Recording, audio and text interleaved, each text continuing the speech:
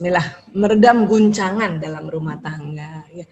Jadi kalau kita bicara meredam guncangan dalam rumah tangga, tentunya kita akan bicara dulu tentang ya guncangan yang disebabkan oleh tentunya suami istri atau ayah bunda ini. Ya. Dan apa sih, kenapa sih terjadi konflik dalam keluarga? Ya itu karena sebetulnya banyak perbedaan ya. Ini ada beda gender, laki-laki perempuan aja beda watak ya. Dan suami istri itu selalu wataknya yang berbeda, kemudian beda usia, ya, kemudian beda pola pikir, dan beda budaya pola asuh, dan juga beda pengendalian diri, dan banyak lagi beda-beda yang lain, termasuk beda mungkin budaya di mana asal kita dibesarkan. Ya, ini yang membuat kita konflik dalam rumah tangga. Ya. Dan kalau kita konflik keluarga itu sebetulnya yang menjadi problem atau yang menjadi biang keladinya yaitu sesuatu yang kita sebut emosi. Ya. Dan emosi ini sebetulnya bahasa Latin, ya artinya ini emosi ini dari emovere yang berarti keluar. Kalau movere itu bergerak, jadi emosi itu artinya justru bergerak keluar. Nah, kalau kita bicara emosi, ini kita akan bicara tentang tubuh manusia, khususnya tentang otak manusia. Ya. Jadi ini kita lihat otak manusia, ini otak manusia di dalam tengkorak ini ya. Kemudian ini yang bagian depan yang lebih kecil, ya. Kemudian yang bagian belakang ini yang lebih besar karena nanti di bawahnya ada otak kecil. Jadi Allah menciptakan manusia itu otak besar dan otak kecil. Kemudian terbelah dua, ada belahan kanan dan ada belahan kiri. Kalau kita ambil dari ya tempurung tengkorak kita ini ya kayak gini. Ini otak besar dan ini otak kecil. Ini dilihat dari samping kiri dan ini dilihat dari atas. Ini tadi yang bagian dahi yang lebih kecil. Ya, dan kemudian dia terbagi dua. Ya. Dan kemudian nanti setiap belahan di otak besar itu terbagi lagi 4. Ya. Ini nggak usah dihafal, tetapi kita bisa tahu bahwa Masya Allah, Allah menciptakan luar biasa ya otak manusia itu dan sangat kompleks sesungguhnya. Tapi insya Allah hari ini kita akan sampaikan dengan secara populer sehingga nanti kita lebih oh ya Allah ternyata otak kita ini kayak gini. Ya. Nah bagian depan ini lobus frontalis ini inilah tempat yang Allah ciptakan untuk kalau kita belajar ya kita mengetahui sesuatu ya mempelajari sebuah ilmu itu masuknya di lobus frontalis yang paling depan. Ini sering disebut prefrontal cortex. Ya.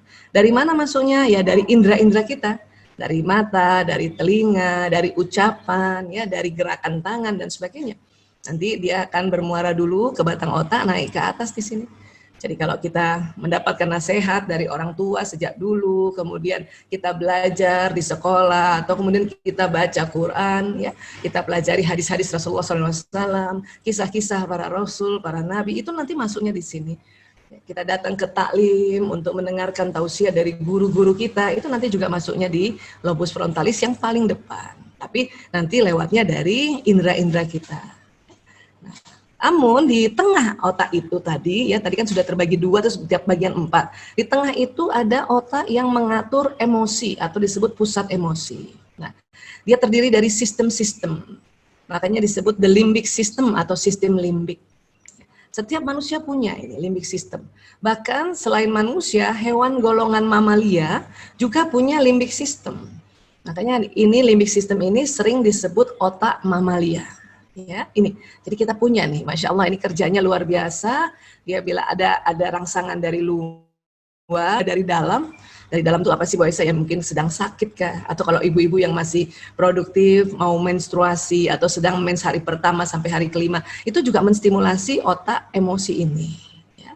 Dan makanya kalau dari samping, otak emosi itu persis di tengah. Jadi dia di dalam, persis di tengah. Ukurannya kurang lebih sebesar kepalan tangan masing-masing. Jadi kalau sekali ini berarti ini otak emosi saya dan nanti ini ya langsung bersambung dengan batang otak. Jadi kira-kira seperti ini, inilah batang otak ya. Kemudian nanti ada yang di atasnya otak emosi ini namanya neokorteks yang tadi kita sudah sama-sama belajar bahwa neokorteks ini atau yang bagian depannya prefrontal korteks ini nanti insya Allah ilmu-ilmu kita akan masuknya di sini. Ya, ya. Hanya walaupun kita juga pernah belajar, walaupun kita rajin taklim, walaupun kita rajin belajar sendiri, ya atau sering mendapat nasihat dari siapapun, terkadang ilmu itu terblokir sementara oleh limbic system ini. Kenapa? Karena kalau limbic system ini sedang tegang, ya atau sedang emosi yang nuansanya negatif, maka ilmu yang ada di sini tertutup sementara. Jadi kadang-kadang lupa, ya. Kok bisa tertutup? Karena ya posisinya limbik sistem ini rupanya ya lebih dulu dibanding neokorteks untuk nyambung ke batang otak dan nyambung ke sumsum tulang. Ya. Nah, nanti yang paling depan ini adalah otak reptil, batang otak. Manusia ini juga punya sifat reptil. Kenapa Allah membuat batang otak atau otak reptil seperti ini? Karena otak reptil inilah yang nanti melindungi manusia dari ya serangan dari luar, ya, atau juga serangan dari dalam sebetulnya. Apa sih fungsinya? Nah, ini seandainya kita lagi keluar rumah, ya, jalan-jalan, terus ada copet, ya. Ini nanti batang otak yang bekerja, dia tegang. Makanya kalau dia tegang maka ada respon, ada dua responnya, serang atau lari atau kabur, fight or flight. Nah itu sudah kerja dari batang otak ini. Makanya kalau kita sedang bahaya dari luar, ya badan kita ini udah siap-siap. Ya kadang timbul keberanian kita, ya nggak pernah kita pukul orang itu, ya atau malah kita lari aja sekuat-kuatnya, lari sekuat-kuatnya ini. Jadi batang otak atau otak reptil ini yang bekerja. Nah, kalau otak emosi dia bukan hanya dua saja, dia punya respon tetapi lebih banyak, ya, jenisnya lebih banyak. Itulah makanya kalau kita sedang tegang otak emosi dan juga otak reptil, maka ilmu-ilmu yang di otak depan ini terblokir sementara. Ya, sehingga ya kita akan terjadi kalau sedang konflik-konflik, makanya terjadi ya guncangan dalam rumah tangga itu karena sedang tegang semuanya. Ya. Untuk itulah kita akan bagaimana cari tahu sifat dari batang otak ya dan sistem limbik ini dan bagaimana kita mengelolanya, mengendalikannya supaya ya ilmu-ilmu kita yang di sini kita langsung ingat sehingga kita langsung ya memaklumi kondisi, bahkan memahfumi kondisi. Kalau maklum itu tahu, mahfum itu faham. Ya, itulah. Nah, otak emosi itu ternyata ya setelah para ahli mempelajari atau mengobservasi atau mengamati, itu ternyata ada kurang lebih 10 level emosi. Ya. Bu Aisyah kok kayak tangga? Iya, ternyata setelah diteliti, ya, ternyata karena emosi itu ada frekuensinya di otak, karena otak ini banyak listriknya, maka ternyata dia beda-beda frekuensinya. Setelah ditaruh, loh kok kayak tangga ya. Paling bawah memang ini frekuensi yang rendah. Ya, ini ada disebut namanya emosi apati. Ya, apati ini emosi yang berputus asa, karena sedihnya kelamaan jadi dia turun, putus asa, merasa nggak ada gunanya. Ya, hati-hati kalau nggak cepat-cepat diangkat itu bisa tambah turun menjadi depresi. Kenapa? Karena sudah putus asa dan ya ada keinginan bunuh diri. Nah itu namanya depresi. Dan depresi itu bukan jenis emosi yang lazim. Dia sudah tidak bisa itu masuk ya di dalam level emosi. Itu berarti sudah kelainan atau sudah ada gangguan emosi. Ya, nah di atas apati sedih lebih tinggi sedikit dari apati. Kalau apati ini sudah nggak bisa nangis, kalau sedih masih bisa nangis. Ya. Kemudian di atas sedih ada fear, takut, cemas, khawatir, ragu-ragu, bimbang. Nah ini masuknya di sini itu sekitar 100. Nah inilah 3 ini kalau kita gabungkan dengan ilmu hawa nafsu ini masuk dengan nafsu lawamah. Ya. Kemudian di atas takut ya ada las, buru-buru, tergesa-gesa. Nah ini di sini. Ya, ini naik sedikit 125 Hz. Di atasnya anger, marah, kesel, jengkel, dongkol, dendam, benci. Wah ini di sini lah masuk semua itu. Ya jijik. Ini masuk sini semua. Itu 150 Hz. Ya. Di atasnya ada sombong, membangga-banggakan. Ini lebih tinggi juga 175. 3 ini masuk dalam kategori nafsu amarah. Ya. Kemudian mulailah naik ke atasnya jauh lebih tinggi lagi yang sampai 200 ini adalah ya jenis emosi semangat, courageous, semangat. Ya, ini sudah mulai masuk energinya positif. Jadi semakin positif itu berarti dia semakin tinggi frekuensinya. Ya. Di atas courageous ada menerima atau acceptance. Ya, acceptance ini 350 Hz. Ya, disinilah kita bersyukur ya, menerima kondisi dengan senang, bukan menerima dengan terpaksa di sini. Kalau menerima dengan terpaksa mungkin masih di level yang bawah ya. Tapi kalau menerima dengan senang, dengan perasaan gembira, itu dia di atas semangat ya, 350 Hz ya. Di atasnya lagi damai, peace ya. Ini 600 Ya. Di atasnya lagi ada emosi pencerahan atau enlightenment sekitar 700 sampai 1000 Hz. Ini ya. Nah, ini masuk kategori nafsu mutmainnah ya. Atau ya, inilah di sini kalau kita bekerja di era atau di suasana semangat, menerima, damai dan pencerahan, itu artinya kita bekerja dengan ikhlas ya. Misalnya kita sebagai seorang ibu atau seorang istri ya, kita mungkin ada ibu-ibu yang masih juga ya menyetrika sendiri, masya Allah ya. Tapi dengan semangat nyetrikanya, walaupun bertumpuk setrikaan tapi tetap semangat gitu ya. Berarti itu kerjanya ikhlas. Tapi pas kita mau setrika, terus kita marah-marah, kita kesel, kita jengkel, itu berarti lagi turun di sini tuh. Berarti di luar zona ikhlas. Maka hati-hati. Ya, kalau kita paksain kerja juga, maka kita kerjanya tidak di zona. Kita marah, kita kesel, jengkel. Jadi gimana Bu Aisyah? Nah, berhenti dulu kerja. Kita naikkan dulu emosinya untuk minimal sampai semangat, baru lanjutkan kerja. Ya. Kenapa harus dinaikkan? Karena ini memang begitu. Emosi di otak kita ini, karena dia dinamis ya, ini bisa naik, kadang bisa turun. Kadang udah semangat mungkin ya, sampai sudah 3 bakul semangat, masuk ke 4 bakul udah mulai capek, bisa turun lagi ke marah. Ya, makanya kita naikkan lagi emosi ke atas. Jadi ini naik turun. Inilah yang membuat ya sering terjadi konflik pada saat kita emosinya berada di bawah ini, entah di nafsu amarah atau di lawamah. Ini konflik satu antara ibu dengan anak dengan ibu dengan ayah, ayah dengan ibu, ayah dengan anak dengan ayah, atau nanti ada khadimat kita yang bantuin kita di rumah. Ini yang karena masalah emosi tadi yang naik turun ini, itulah yang menjadi sumber konflik. Dan kalau konflik ini berterusan, itu makanya terjadi guncangan dalam keluarga. Dan kita kalau sedang di bawah, sebetulnya wajar saja. Kenapa? Karena memang ada di otak kita. Terkadang kita marah, terkadang kita jengkel, bahkan terkadang kita buru-buru, terkadang kita takut, cemas, terkadang kita juga sedih. Ini wajar saja.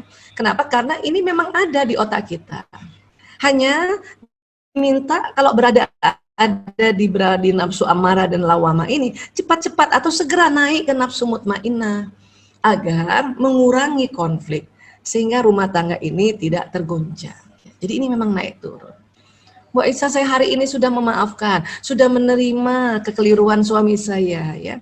3 bulan lagi ingat lagi, maka kita turun lagi, nanti marah lagi ya. Itu wajar juga, itu lazim juga. Maka cepat-cepat kalau sudah tahu, oh saya marah lagi, cepat-cepat naik ke atas. Ya, nah ini naik turun. Ini juga level emosi ini juga yang mempengaruhi keimanan kita, keyakinan kita. Ya, kita misalnya kena sakit, apalagi sekarang ya. COVID-19 masih merajalela, kita takut. Nah kalau kita kelamaan ditakut, nanti kita lupa bahwa Allah yang maha melindungi, Allah yang maha kuasa, Allah yang maha memberikan kepulihan. Kalau kita terlalu lama ditakut. Walaupun kita tahu takut ini juga memang wajar. Makanya kalau lagi takut, naik cepat naik ke atas. Ya. Atau kita takut karena ya kondisi keuangan tidak lagi ya berputar dengan sebagaimana mestinya. Gitu. Tapi kalau kelamaan ditakut, nanti lupa kalau Allah yang maha memberi rezeki. Makanya cepat-cepat naik ke atas. Ya. Nah ini, jadi itu adalah kerja dari limbik system atau otak mamalia atau otak emosi ini. Ya. Kalau otak reptil tadi kan serang atau lari, ya. Malas itu di otak reptil ya.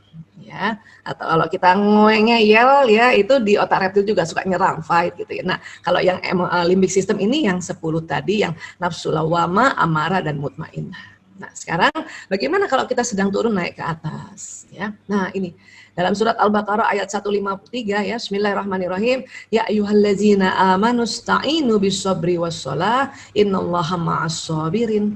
Hai orang-orang yang beriman, jadikanlah sabar dan sholat sebagai penolongmu. Sesungguhnya Allah bersama orang-orang yang sabar. Oh ini salah ketik ya, typo ya.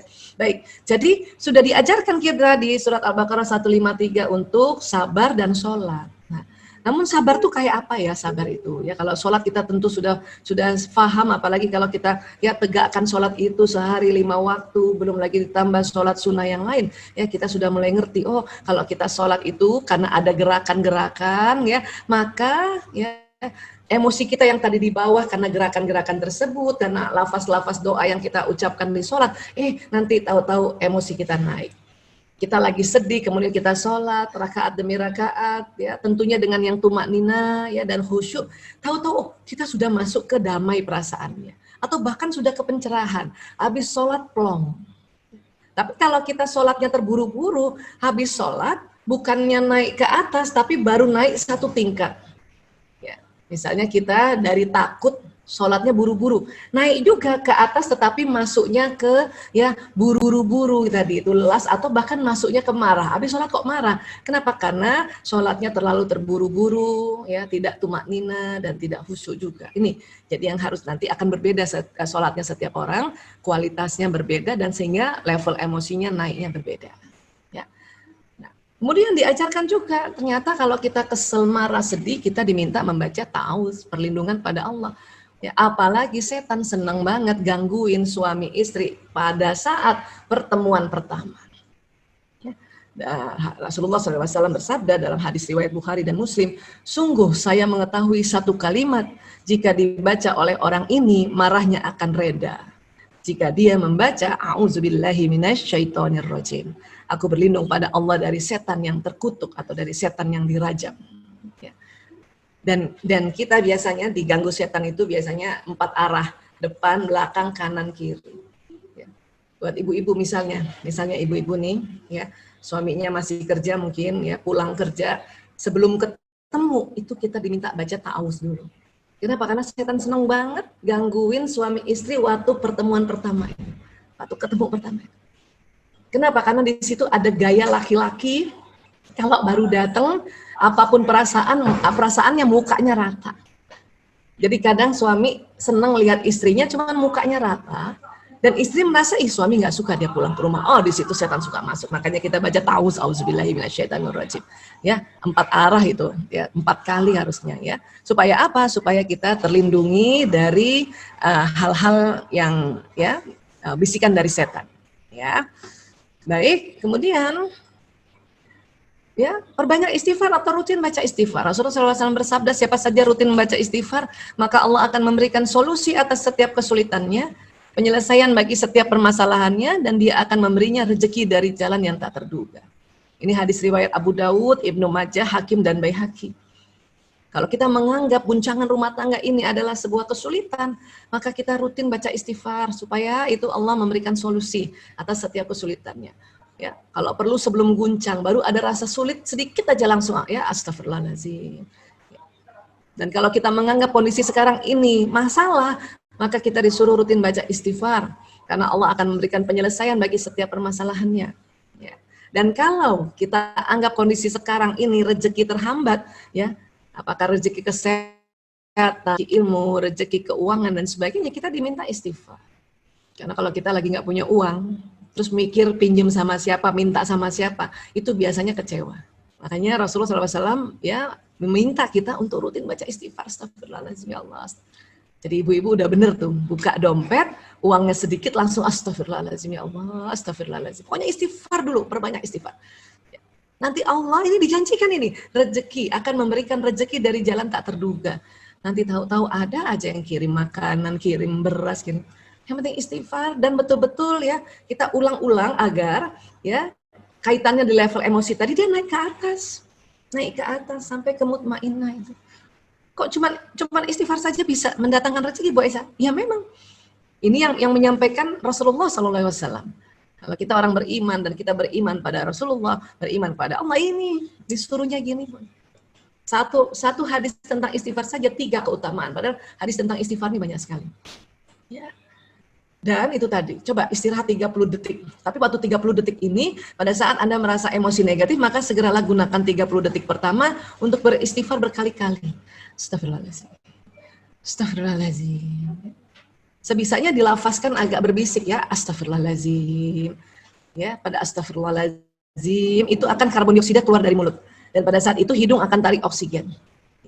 Dengan oksigen yang banyak ditarik di hidung selama ya 30 detik pertama ini, nanti oksigen masuk ke paru-paru, kemudian masuk ke dalam jantung, jantung memompa darah ke otak kita, ke otak emosi tadi. Jadi otak emosi itu kena oksigen, ya maka kita langsung tenang kembali. Ya, emosinya yang dari di bawah naik ke atas, ya. Jadi semangat kembali gitu. Ya. Nah ini jadi 30 detik, astagfirullahaladzim, astagfirullahaladzim. Dan pada saat kita melafazkan astagfirullahaladzim, itu kalimat ya, ucapan itu akan jalan di badan kita, naik ke atas dan juga jalan ke badan kita. Lewat mana? Sistem saraf. Ya. Lewat mana ya sistem saraf ini buat saya? Ini tadi, dari otak akan turun kabel-kabel saraf lewat tulang belakang. Nah ini banyak banget nih kabelnya ini. Dia bertumpuk di tulang belakang. Ini sering disebut sumsum tulang belakang atau kalau di kedokteran kita sebutnya medula spinalis ya. Ini seperti ini. Nanti dari tulang belakang akan keluar serabut-serabut saraf ke seluruh tubuh. Dan ini kayak kabel listrik ini. Ya. Jadi kerjanya kayak kabel listrik. Itu kan kabel saraf itu kabel listrik. Dia membawa listrik, membawa pesan. Ya. Jadi kecepatan jalannya impas listrik dan pesan di sistem saraf ini cepat sekali. Kalau dari indera-indera kita dibawa ke otak dan sumsum tulang ini, ya itu 240 km per jam. Kalau dari otak ke badan, itu 320 km per jam. Artinya otak emosi juga di situ. Kalau kita marah, nggak cepet-cepet dinaikkan emosinya, atau kalau anak sekarang move on, maka marahnya turun ke bawah. Marah. Maka seluruh tubuh terasa nggak enak itu. Ya, seluruh tubuh terasa nggak enak, apalagi bagian jantung. Saya suka ditanya sama orang-orang, Bu Aisyah, kolbu itu yang mana ya? Kolbu itulah jantung. Ini sudah merujuk ya di Quran, ya di surat Al-Hajj, ya kemudian ya para ulama-ulama zaman dulu ya, terutama Imam Al-Ghazali mengatakan kolbu itu ya jantung, dan penelitian sekarang juga ya melihat bahwa jantung ini luar biasa. Tapi rumah emosinya memang di otak. Jadi kalau kesel turun ke badan sampai di jantung, nanti jantung yang membawa pesan ke seluruh tubuh, tung gitu, 5.000 kali. Makanya kita kalau kesel, jengkel, marah, nggak terasa di kepala, tapi kerasanya di bagian dada gitu. Ya, nah itu nanti dia bawa. Selain dari otak juga, ya ilmu kita juga ini yang kita, karena ilmu kita misalnya tahu bahwa sholat itu wajib, sholat itu ya kalau subuh terdiri dari 2 rakaat, ya niatnya seperti ini, begini, itu nanti jalan di badan kita sehingga badan kita melakukan seperti apa yang ada di ilmu di otak kita. Selain itu apa lagi? Selain itu juga otak ini ya selain membawa pesan intelektual atau pesan akal kita, juga membawa pesan emosi kita ya, dan sistem saraf ini juga membawa pesan apa yang diucapkan, apa yang dilihat, apa yang didengar. Jadi kalau kita ucapkan yang baik-baik dia jalan. Kalau kita dengar hal yang baik-baik dia jalan. Kalau kita ya melihat hal yang baik-baik dia jalan juga di badan. Namun kalau kita juga mengucapkan yang buruk-buruk, melihat hal yang buruk, mendengar hal yang buruk, dia juga jalan di badan. Dia jalan di badan.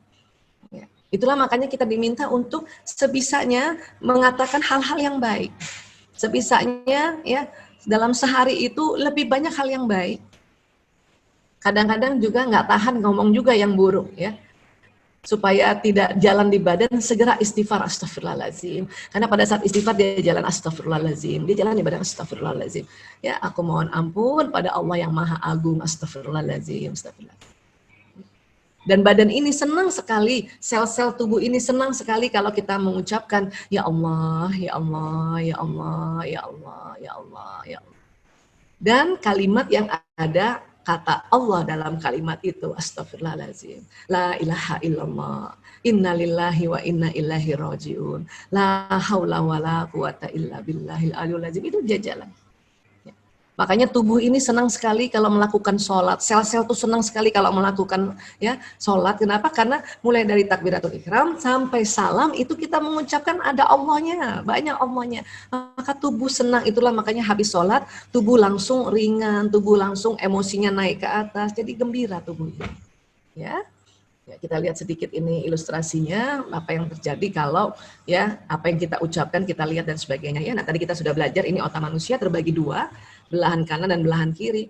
Otak kanan ini otak kreativitas, otak kiri ini otak analisa. Ya. Ini kalau dibelah kayak begini kira-kira ya. Di dalam otak itu ya ada struktur-struktur. Ini supaya gampang kelihatan makanya dibelah. Yang pertama itu tadi batang otak atau otak reptil. Ini tadi serang atau lari mundur. Nah, inilah otak emosi nih. Ini yang harus kita kendalikan agar tidak terjadi banyak konflik. Karena kalau banyak akan jadi guncangan. Nah, ini otak yang isinya ilmu-ilmu ya. Dari otak keluar sistem saraf yang kayak kabel listrik. ya, ke seluruh tubuh sampai ujung-ujung jari, ya. Dan apa yang didengar dia jalan dan terekam di otak juga dan dia jalan ke seluruh tubuh. Apa yang dilihat juga jalan ke seluruh tubuh dan tersimpan juga di otak. Makanya kita harus lihat hal yang baik-baik, ya. Nah ini dia jalan ke seluruh tubuh dan tersimpan di otak itu, ya. Dan apa yang diucapkan dia juga jalan ke seluruh tubuh dan juga sampai di otak kita. Itulah makanya mengapa kita diminta untuk ya sebanyak-banyaknya mengucapkan hal yang baik, bahkan sebanyak-banyaknya kita berzikir karena dia akan jalan. Dan tubuh ini senang sekali. Ya ini sudah diteliti nih, penelitiannya malah di Indonesia juga sudah ada ya oleh Pak Agus Mustafa. Beliau seorang insinyur teknik tapi beliau juga seorang ilmuwan dan ulama, Masya Allah.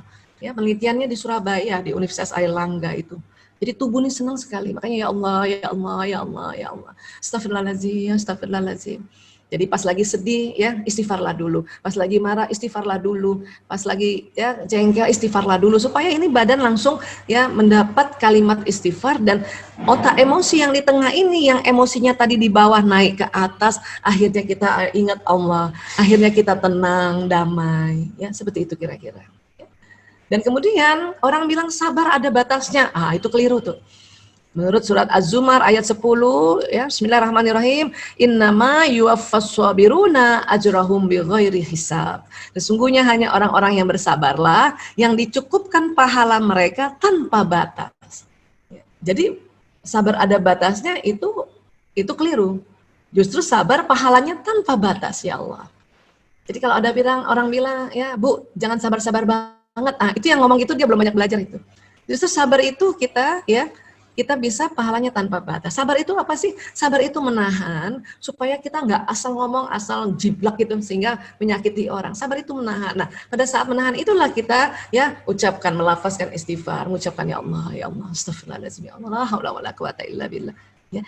Jadi sabar itu bukan nesu atau bukan ya kita ngurut dada, tapi sabar itu juga ada sebuah ya aktivitas yang kita ucapkan. Ya, astagfirullahaladzim. Nah, itulah sabar. Kemudian Rasulullah ajarkan rubah posisi. Rasulullah SAW bersabda, apabila kalian marah, ya, dan dia dalam posisi berdiri, hendaknya dia duduk. Karena dengan itu marahnya akan reda. Jika belum juga reda, hendaknya dia mengambil posisi tidur.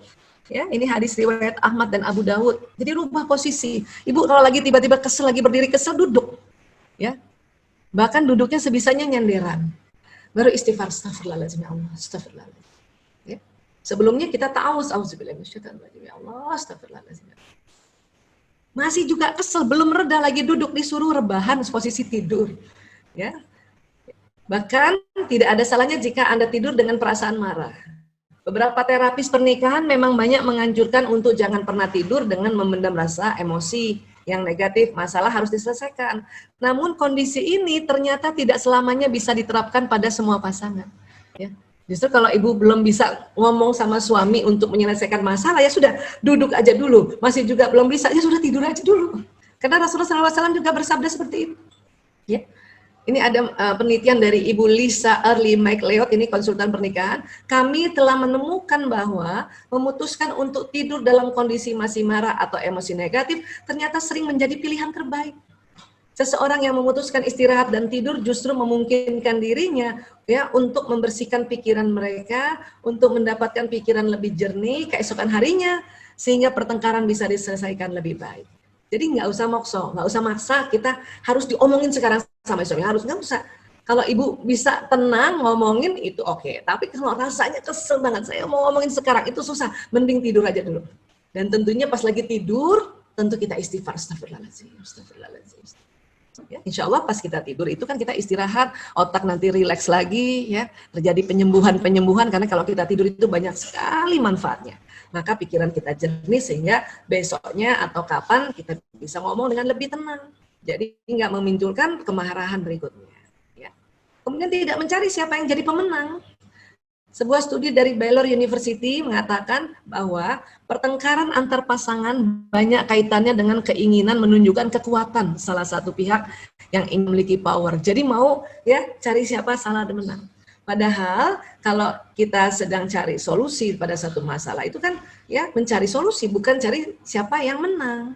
Ini yang harus paham ini. Bukan karena ya aku yang nguasain ini, nggak boleh gitu. Itu bisa akan guncang gitu. Ya. Hindari kata tapi. Menurut Jen Strauss, seorang konsultan pernikahan mengatakan bahwa pasangan sering menggagalkan hubungan komunikasi yang baik ketika mereka pada saat berkomunikasi menggunakan kata tapi. Udah muji tapi kemudian pakai tapi, ya. Aku baik, kamu baik ya, tapi kamu nggak pernah bantu aku. Aku baik tapi kamu nggak pernah pakai tapi. Kamu baik tapi kamu nggak pernah peluk aku. Pakai nggak tapi, ya. Jadi gimana dong Bu Aisyah, sampaikan apa yang diharapkan. Misalnya kalau pengen dipeluk ya bilang, Mas aku pengen dipeluk ya, kamu peluk aku ya Mas. Kan jadi orang yang denger, kan ini kan suami kita juga punya sistem saraf ya. Kalau dia dengar bahwa istrinya kepengen dipeluk, ngomong aja, Mas aku minta peluk, ya bilang aja aku minta peluk. Nanti suami ini akan memeluk ya. Dan kalau kita komunikasi, apalagi kalau kita mau mengatakan sesuatu, kata sambungnya itu adalah dan ya. Kamu baik dan aku minta tolong dong, gitu. Kalau tadi kan kamu baik ya, tapi kamu nggak pernah tolong aku. Nah sekarang kamu baik dan aku minta tolong dong. Nah gitu kan, itu lebih enak. Jadi ya sambungnya pakai kata dan. Kalau kita sambung pakai tapi, itu maka akan sering gagal komunikasi ini. Ya, ini hadis riwayat Abu Daud dan Tirmizi. Rasulullah SAW bersabda, siapa yang berusaha menahan amarahnya, padahal dia mampu meluapkannya, maka dia akan Allah panggil di hadapan seluruh makhluk pada hari kiamat, sampai Allah menyuruhnya untuk memilih bidadari yang dia kehendaki.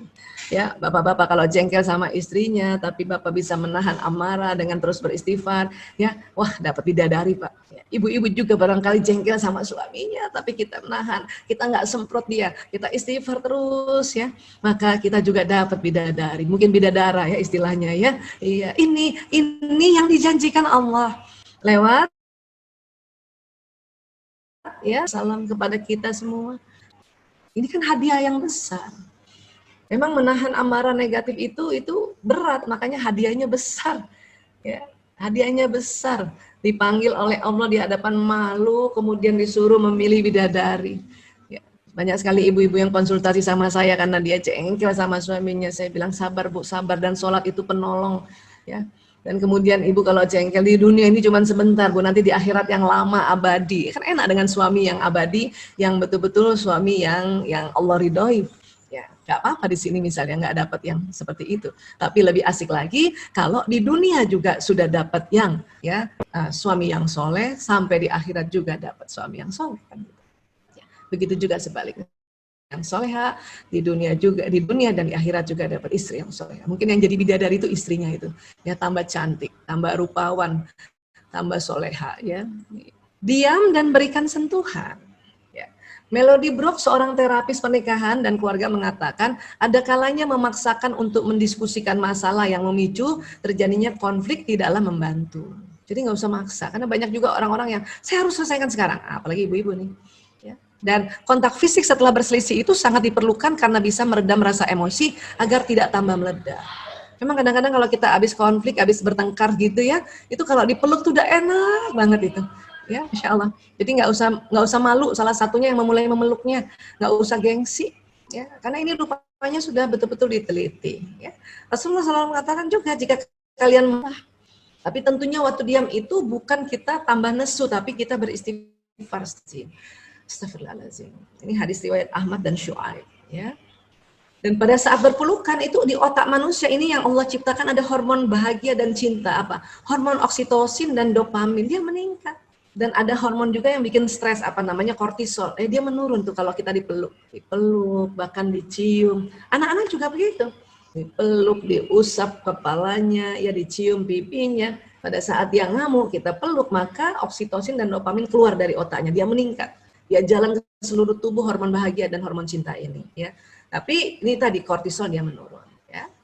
Kemudian berempatilah, Anda bisa menempatkan diri Anda di posisi pasangan dan berempati dengan perasaannya. Coba pahami apa yang dirasakan. Ini berempati itu sebetulnya itu. Coba ya, kita rasakan kayak dia gimana ya. Ya. Bahkan ini nanti kita mulai belajar sedikit ya, ini otak emosi kan tadi di tengah ya. Nah, antara laki-laki dan perempuan supaya kita berempati. Ada perbedaan, ternyata Allah mendesain otak kalau laki-laki atau perempuan sedang emosi negatif. Ya. Nah, tadi kita sudah belajar ada otak kiri dan kanan. Kiri itu otak serius, kanan itu otak rileks atau kreatif, ya. Nah, laki-laki atau pria itu ternyata kalau dia marah, ya, dia sedih, dia takut, itu yang terganggu otak kanannya, otak kreatifnya. Kiri nggak terganggu. Jadi makanya bapak-bapak kalau lagi sedih, lagi kesel, lagi marah, dia masih bisa kerja, masih bisa pegang laptop, masih bisa working from home, ya. Dan nggak kelihatan dia sedihnya, padahal dia sedih. Kalau perempuan kelihatan sedihnya, kenapa? Karena yang terpengaruh dua otaknya, kiri dan kanan. Otak analisanya terpengaruh, otak kreatifnya terpengaruh. Kita nih kalau lagi sedih, kesel, ya marah, ini dia terpengaruh. Ya. Tapi untungnya yang kena itu kecil-kecil dia lokasi areanya ya. Sehingga ibu-ibu walaupun misalnya kesel, jengkel atau marah ya, masih bisa juga kerja, masih bisa juga masak barangkali, masih bisa juga nyuci. Tapi kelihatan wajahnya kalau dia kesel, dia nangis, marah, ya. Muka mimik wajahnya kelihatan gitu. Kalau laki-laki nggak kelihatan. Ini yang kadang-kadang ibu-ibu merasa ini suami saya sedih nggak ya, anaknya sakit, suami saya ya berempati nggak ya, padahal dia sebetulnya sedih, hanya yang kena kanannya. Makanya kiri tidak kena, itulah makanya laki-laki masih bisa otak analisanya bekerja pada saat dia marah, pada saat dia jengkel, pada saat dia dendam dan sebagainya, otak kirinya masih nyala. Namun karena yang dipengaruhi ada lubangnya besar, maka laki-laki kalau sudah marah banget, kesel banget, jengkel banget, pakai banget ya, maka dia berteriak ya dan memukul. Jadi kalau ada laki-laki berteriak dan memukul itu sudah pakai banget marahnya. Ya, karena yang kena lokasinya besar. Ya. Perempuan justru kalau marah banget, kesel banget malah diam kaku. Dan kalau ditanya, "Mama marah ya?" Pasti bilangnya enggak. Dan nggak mau lihat suaminya, itu perempuan. Ya. Namun kalau perempuan bilang enggak, ini buat bapak-bapak ya, buat perempuan bilang tidak, itu bukan tidak betul-betul tidak. Dia perempuan menunggu untuk ditanya kembali, makanya tolong tanya kurang lebih sampai 3 kali. Insya Allah nanti pertanyaan ketiga baru dia bilang, iya saya marah. Ya. Nah itu perempuan. Kemudian laki-laki, ini kita harus berempati tentang laki-laki ya, kalau ada masalah suka menyendiri. Laki-laki bila tertekan justru tidak mau bicara. Perempuan kalau ada masalah lebih suka berbagi. Jadi bila tertekan butuh bicara perempuan ini. Ya. Nah ini yang harus kita pahami. Laki-laki kenapa dia nggak mau ngomong kalau lagi dia ada masalah? Laki-laki curhat tanpa suara dengan diri mereka sendiri. Ketika seorang laki-laki duduk sambil menatap sesuatu, sebuah alat scan otak memperlihatkan bahwa laki-laki itu sedang berkomunikasi dengan diri mereka sendiri di dalam kepalanya. Otak laki-laki terbagi-bagi dan memiliki kemampuan untuk memisahkan dan menyimpan informasi. Pada akhir hari yang penuh masalah, otak laki-laki dapat menyimpan semua masalah tersebut. Jadi ibu, kalau suami lagi duduk nonton TV, itu sebetulnya nggak mau diganggu. Kecuali kalau ada yang penting banget baru kita bilang, ya sebentar, maaf. Ya, aku mau ngomong sebentar aja. Itu boleh kayak gitu. Atau anak laki-laki kita sedang nunduk kayak gini, itu dia nggak mau diganggu. Kenapa? Dia sedang curhat sama dirinya sendiri. Sabar saja. Saya dulu sebelum tahu ilmu ini juga keliru tuh. Ya, jadi kalau suami capek itu saya bilang, "Ayah capek ya?" "Iya." Harusnya diam aja. "Ya udah mau minum apa?" Paling nanyanya itu, "Mau minum apa? Mau makan apa?" Itu. Tapi saya dulu ya, "Ayah capek ya?" "Iya."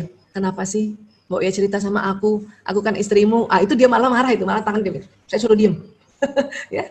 Karena saya baru paham, ini ilmu ini baru di Indonesia itu baru penelitiannya tersosialisasi itu tahun 2006.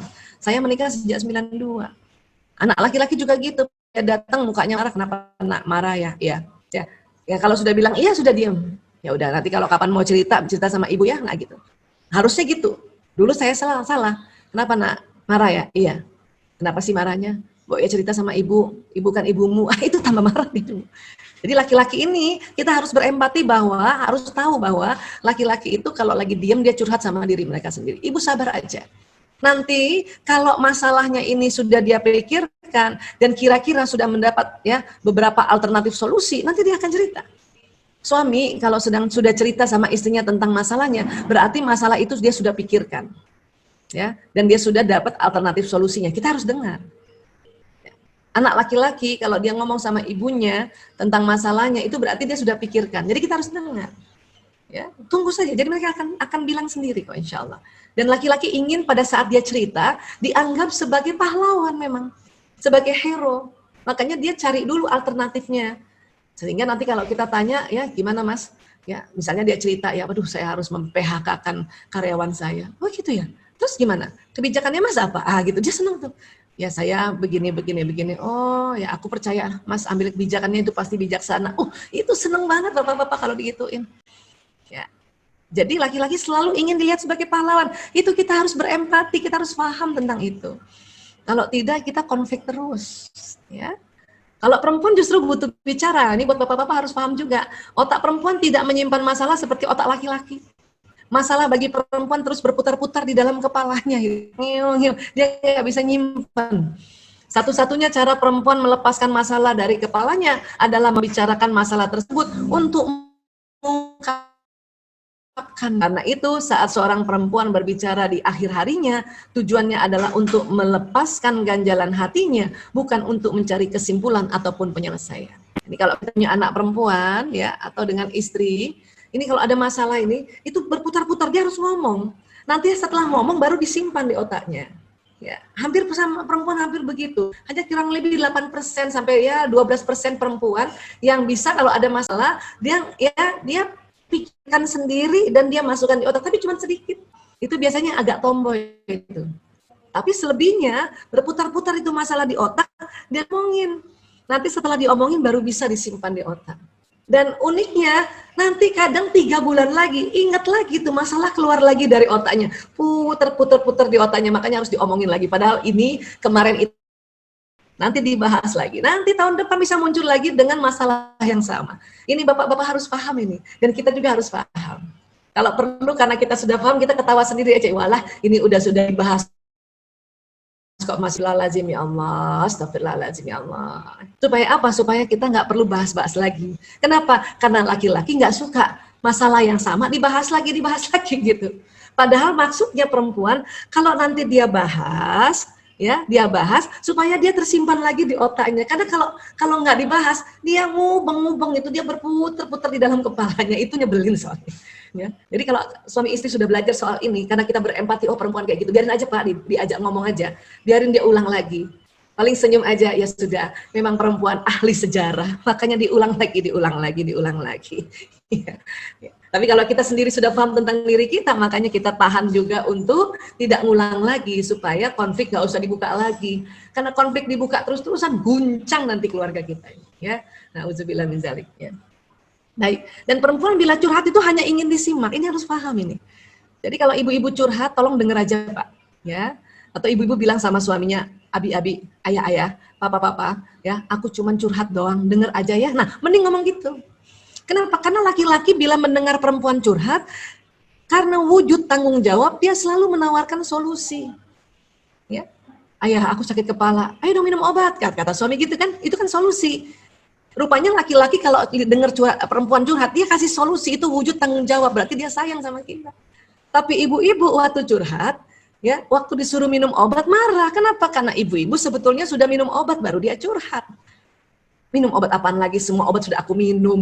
Itu tadinya. Jadi udah curhat, dikasih solusi, marah. Ayah, aku capek banget setiap hari nganter anak-anak sekolah. Kan curhat doang kan sebetulnya. Suami yang dengar bilang apa? Ya udah kalau gitu suruh naik ojek aja. Ya. Ojek apaan ayah, semua ojek itu nggak bisa dipercaya. Nah, kita jadi ngamuk lagi. Ya sudah kalau gitu kita sewa supir mahal ayah loh kan. Padahal laki-laki ini karena kesian sama istrinya curhat, makanya dikasih solusi. Kita nggak mau solusi, hanya mau didengerin aja. Romantisme buat perempuan itu cuman satu, kalau lagi curhat didengerin, itu buat perempuan. Suami saya romantis. Bukan ngasih kembang, bukan kasih coklat loh. Suami mau dengerin istri curhat tanpa harus kasih solusi, ya. Sebagaimana Rasulullah SAW senantiasa menemani istrinya yang sedang curhat dan juga sedang sakit, Masya Allah. Ya, itu tuntunan kita tuh, jadi dengar aja. Atau kalaupun mau ngasih solusi gini aja, kasihannya kamu capek ya. Udah, itu akhirnya ibu-ibu, kasihannya kamu capek ya, istirahat aja deh. Itu nggak jadi capek itu. Ya. Suami saya juga saya selalu ya kasih tahu, ayah aku cuma curhat doang ya, dengar aja ya. Dan sekarang dia sudah pinter. Kalau dengar saya curhat, dia suka tanya sama saya, kamu mau pakai solusi apa enggak? Ya enggak usah, saya cuma ngomong doang. Udah, akhirnya nggak berantem. Karena sering berantemnya gara-gara begini, bolak-balik. Ayah, aku tadi ada acara santunan dengan anak yatim, tapi aku salah pakai sepatu, jadi aku jatuh. Kan cuma mau cerita. Paling cuman kasihannya kamu, itu udah seneng sebetulnya. Tapi kadang suami memberikan solusi, makanya pakai sendal jepit aja. Marah lagi si istri karena dikasih solusi. Ya, jadi berantemnya gara-gara gini doang, ya. Insya Allah. Kemudian hindari berpikir untuk membalas dendam. Untuk meredam guncangan dalam keluarga pada saat bertengkar, tahan untuk tidak membuat pernyataan atau mengatakan sesuatu yang membuat memancing emosi negatifnya kembali. Karena kita mau balas dia. Ingat, tujuan utama adalah berdamai dan mencari jalan keluar masalah. Ini nih, hindari kita untuk membalas dendam karena jadi rumit, jadi kacau. Ya. Nah sekarang tubuh manusia itu ada dua, badan seluler dan badan bioplasmik. Tubuh manusia ini keluar cahaya, keluar dari mana Bu Aisyah? Dari bawah kulitnya, dari bawah kulitnya nanti. Itu ada pori-pori di bawah kulit yang mengeluarkan gelombang elektromagnetik. Dia membawa apa Bu Aisyah? Ini dia membawa perasaan kita. Kalau kita kesel nggak cepet-cepet di move on atau nggak cepet-cepet istighfar naik ke atas, nggak cepet-cepet dibawa ke atas dengan sholat, maka kekesalannya selain ngerusak tubuh, nanti seluruh keliling kita ikut kesel. Kenapa? Karena badan bioplasmik ini, gelombang ini membawa kekesalan. Di rumah yang tadi anak lagi seneng-seneng aja, anak ikut kesel. Sekarang anak lagi sulitnya apa? Karena belajar online itu tuh stres loh Bu. Nggak ketemu teman secara fisik itu stres. Sebagaimana kita juga, kita nggak ketemu secara fisik itu stres. Tapi kalau ibunya stres, dia stres karena ini dia kena ini. Ya. Dan ada lagi sinyal nih, sinyal yang paling luar namanya gelombang spiritual. Ini bisa menembus dinding rumah kita dan bawa kekesalan kita keluar rumah. Yang bahaya apa? Gelombang spiritual ini karena ada magnetnya, dia bisa narik peristiwa, narik kejadian, narik hal-hal yang tambah bikin kesel. Kalau keselnya nggak cepet-cepet dirilis atau nggak cepet-cepet kita naikkan menjadi semangat kah, atau menjadi senang, atau menjadi bersyukur. Itulah makanya kenapa kalau kita bersyukur maka rezeki akan ditarik kembali. Kenapa? Ini sinyal ini tuh bawa ya kayak magnet yang narik. Alhamdulillah ya Allah, baju saya hari ini ada yang beli, alhamdulillah. Ya, nanti itu kalimat ada yang beli, dia jalan, ada yang beli, badan kita kan seneng kan, jadi semangat kan, terus ini sinyal dari tubuh kita keluar, ada yang beli, bener, dia akan narik, tambah ada yang beli, ya, tambah ada yang beli. Tapi kalau nggak bersyukur, kita ngomel terus, cuma satu hari ini, itu makanya cuman satu, akhirnya cuman satu itu aja nggak ada lagi yang beli. Itulah pentingnya bersyukur. Selain dia omongan itu akan jalan di badan, ini dibawa oleh sinyal ini dan dia narik. Makanya kalau ada seseorang yang selalu bahagia, orang dekatnya ikut bahagia. Ya. Tapi kan kita sekali-sekali sedih toh Bu Aisyah. Sekali-sekali kesel, iya boleh, tapi cepat-cepat move on. Kenapa? Karena merusak lingkungan kalau kita ya sering kesel, sering marah. Kadang kita nggak ngomong, tapi diri kita masih dongkol, itu suami ikut dongkol loh. Ya, ikut dongkol. Ya.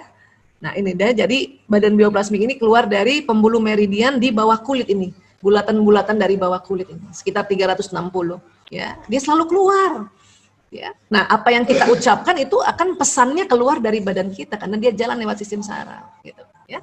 Nah sekarang kita lihat gelombang elektromagnetik suami istri, satu orang saja, misalnya istri saja itu, kalau dia berdoa, ini gelombangnya keluar, Insya Allah keluar, membawa pesan doa, makanya doa bisa ditarik. Kalau berniat, niat itu juga keluar. Makanya akan ditarik niatan yang kita sudah selalu sebut-sebut. Suami juga begitu. Tapi kalau berumah tangga, dua sinyal, dua gelombang ini bersatu. Itu tentu kecepatannya jauh dibanding waktu doa sendiri. Itulah makanya salah satu manfaat berumah tangga suami istri itu supaya kita sinyalnya gabung, nurnya gabung, cahayanya gabung. Untuk apa sih? Untuk kita bermohon pada Allah apa yang kita harapkan di rumah tangga ini. Ya, berharap bahagia kalau kita berdoa bersama, maka bahagia akan ditarik cepat. Mengharap rezeki, misalnya rezekinya uang, kalau kita doa bersama, maka ditariknya cepat, Masya Allah. Ya, ini ada penelitian di sebuah klinik, di tempat kami, klinik Sunter, ini ada suami istri, dicek. Jadi kalau kita pakai foto aura ya, kita lihat di televisi gitu, terus ada alatnya, ini ada jempol suami dan jempol istri, dia begini nih, satu suami, satu istri. Ini yang di atas jempol suami, ini istri. Ya. Pada saat itu, ketika kita minta berpikiran jelek satu sama lain, yang satu curiga sama yang satu curiga sama yang satu, apa yang terjadi? Ada penghalang. Ada penghalang antara suami istri itu. Ada penghalang. Sinyalnya nggak nyatu, makanya rugi. Berat untuk menyatukan sinyal. Dan ketika suami istri itu saling defensif, saling marah-marahan, saling ngomel-ngomel, makin jauh tuh sinyalnya, nggak bersatu. Nggak bersatu. rugi kalau sinyal suami istri itu nggak bersatu tuh rugi. Ya, inilah makanya. Dan pada saat itu mereka kita suruh istighfar, kemudian ngobrol bersama. Ya, saya waktu itu minta suaminya puji istrinya, Ibu, Bunda misalnya waktu itu ya. Bunda cantik deh kalau lagi marah. Oh, apaan sih ya? Gitu suaminya gitu ya. Istrinya juga apaan sih, Pak? Gitu ya. Apa yang terjadi? Penghalang hilang. Pada saat berbagi pengalaman yang bahagia bersama. Jadi kalau kita ngobrol-ngobrol, ayah tadi aku kayak gini. Iya. Terus walaupun suami, tapi tetap aja gembira. Maka penghalang hilang, sinyal bersatu. Bersatu. Itu bagusnya, itu kerennya kalau suami istri senang ngobrol-ngobrol. Ya. Bu Aisyah nggak sempat, Bu Aisyah, suami saya pulangnya malam. Ya, saya pulangnya malam. Ya sudah, hari Sabtu Ahad lah. Masa nggak bisa seminggu sekali? Ya. Habis kalau malam kalau diajak ngomong dia cuma ngomongnya ya iya memang laki-laki ngomongnya sedikit Bu, makanya harus ambil Ahad pagi kah, Sabtu pagi kah, ngobrol sebentar aja itu nyenengin. Ya. Dan punten maaf, ketika suami istri itu saling berciuman, energi menyatu, ya Allah. Bisakah suami istri ini pada saat berpelukan dan berciuman dalam hatinya selalu berdoa, ya Allah, terima kasih ya Allah, alhamdulillah ya Allah. Ya, aku dan suamiku bahagia ya. Itu nanti keluar itu bahagia. Akan ditarik lagi peristiwa yang bahagia ya Allah. Ya. Nah, ini. Tapi kalau suami mencium istrinya dan istrinya ngedumel, maka itu energi nggak nyatu kayak gini. Dia ada penghalang. Ada penghalang. Makanya doanya nggak dahsyat. Malah yang didumelin itu atau yang dikeselin itu akan ditarik. Nah, inilah pentingnya suami istri ini menjaga keharmonisan, ya, mengurangi konflik sehingga nggak ada guncangan. Kenapa? Suami istri ini adalah aset keluarga. Ya, pada saat berdekatan bersama sinyalnya panjang, ya. Pada saat menyenangkan bersama sinyalnya juga panjang. Makanya Rasulullah SAW mengatakan bersabdunya ketika seorang suami memperhatikan istrinya dan istrinya memperhatikan suaminya, maka Allah memperhatikan mereka berdua dengan perhatian penuh rahmat, ya Allah. Kalau Allah yang merhatiin kita penuh rahmat, apalagi yang kita minta, Bu, udah paling pol itu ya. Nah, manakala suaminya merengkuh telapak tangan istrinya, maka bergugurlah dosa-dosa suami istri itu dari sela-sela jari jemarinya, ya Allah. Ya. Kalau suami ibu jarang gandeng ibu aja lah yang gandeng, inisiatif. Kenapa? Karena ibu yang ikut taklim, ibu yang belajar sudah. Ya, saya juga gitu, suami saya kan jarang ikut taklim, saya aja ikut taklim. Maka setelah tahu hadis ini, makanya saya lebih sering saya gandeng tangan suami saya. Ya, dia pernah tanya, kenapa kamu gandeng? Kata Nabi, akan gugur dosa kita berdua lewat jari-jari tangan kita. Terus kadang kalau saya gandeng lagi, kata suami apa? Lagi banyak dosa ya, makanya gandeng saya gitu. Ya, jadi sekali lagi ya Ibu, Rasulullah SAW sudah mengajarkan kita dan makin lama terkuak misteri-misteri yang apa yang diajarkan Rasulullah, ya. Dengan penelitian para ilmuwan-ilmuwan, maka Bismillahirrahmanirrahim kita ya coba untuk mengelola apapun emosi kita, terutama yang nafsu lawamah dan amarah, agar senantiasa masuk ke mutmainnah. Ya, baik demikian dulu. Terima kasih. Mohon maaf lahir batin, salah kata, salah ucap dan salah tulisan. Wabillahi taufik wal hidayah. Wallahu a'lam bishawab. Assalamualaikum warahmatullahi wabarakatuh.